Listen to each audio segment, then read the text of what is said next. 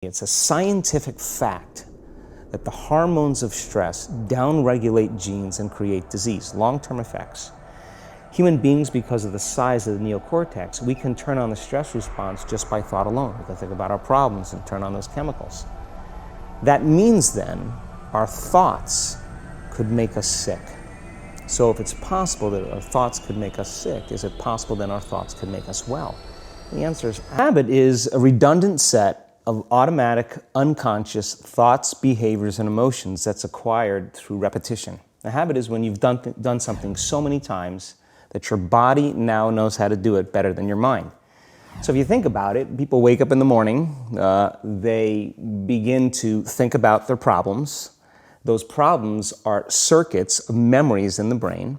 Each one of those memories are connected to people and things at certain times and places. And if the brain is a record of the past, the moment they start their day, they're already thinking in the past. Each one of those memories has an emotion. Emotions are the end product of past experiences.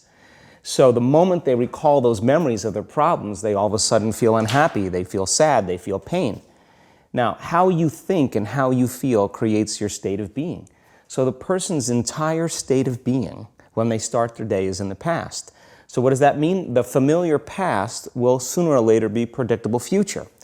So if you believe that your thoughts have something to do with your destiny, and you can't think greater than how you feel, or feelings have become the means of thinking, by very definition of emotions, you're thinking in the past.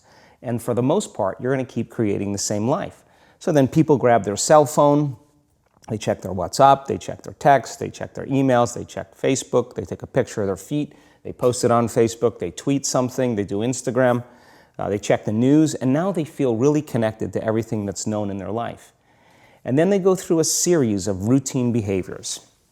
They get out of bed on the same side, they go to the toilet, they get a cup of coffee, they take a shower, they get dressed, they drive to work the same way, they do the same things, they see the same people, they push the same emotional buttons, and that becomes the routine, and it becomes like a program. So now they've lost their free will to a program, and there's no unseen hand doing it to them. So when it comes time to change, the redundancy of that cycle becomes a subconscious program. So now 95% of who we are by the time we're 35 years old is a memorized set of behaviors, emotional reactions, unconscious habits, hardwired attitudes, beliefs, and perceptions that function like a computer program. So then a person can say with their 5% of their conscious mind, I want to be healthy, I want to be happy, I want to be free. But the body's on a whole different program. So then how do you begin to make those changes? Well, you have to get beyond the analytical mind, because what separates the conscious mind from the subconscious mind is the analytical mind. And that's where meditation comes in, because you can teach people through practice how to change their brainwaves, slow them down. And when they do that properly, they do enter the operating system where they can begin to make some really important changes. So most people then wait for crisis or trauma or disease or diagnosis. They wait for loss, some tragedy to make up their mind to change. And my message is, why wait? And you can learn and change in a state of pain and suffering, or you can learn and change in a state of joy and inspiration. And I think right now, the cool thing is that people are waking up.